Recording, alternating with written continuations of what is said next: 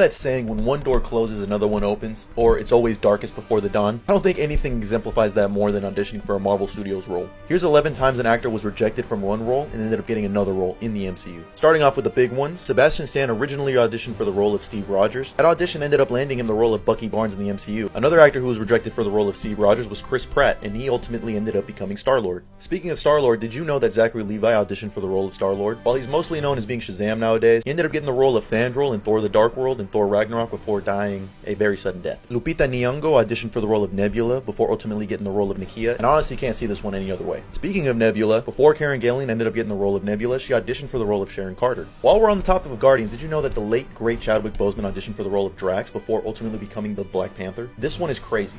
This one is insane. I couldn't see this any other way. Another very famous one is Tom Hiddleston originally auditioned for the role of Thor before ultimately becoming Loki. Jake Gyllenhaal originally auditioned for the role of Doctor Strange, and he ended up becoming Mysterio in the MCU. Michael B. Jordan auditioned for the role of Falcon before ultimately becoming Killmonger. Thank God he became Killmonger because he's one of the best MCU villains. And finally, did you know that Dominique Thorne originally auditioned for the role of Shuri before ultimately becoming the MCU's Riri Williams?